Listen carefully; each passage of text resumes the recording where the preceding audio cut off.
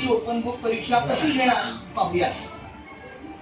NEP 2020 आणि एनसीएलएससी 2023 यांच्या अंतर्गत हा निर्णय घेण्यात आलाय.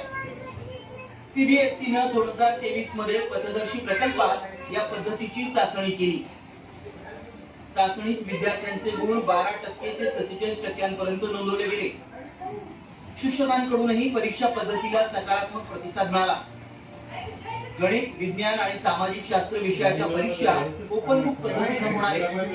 विद्यार्थ्यांना परीक्षेत पाठ्यपुस्तकं तसंच इतर संदर्भ साहित्य वापरण्याची मुभा देण्यात आली आहे.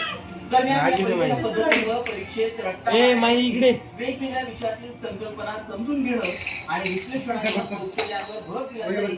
तसंच यामुळे विद्यार्थ्यांचा ताण कमी होऊन वास्तविक जीवनातील विचारक्षमता वाढेल करून केला जातो. आणि शिक्षकांसाठी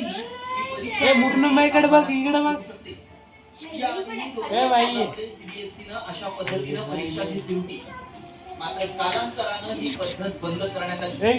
आता ओपन बुक परीक्षा विद्यार्थ्यांसाठी किती फायदेशीर ठरते याकडेच पालकांचं आणि शिक्षकांचं लक्ष लागेल. इकडे मुर्नमधला दाखवायचा का? मुर्नमय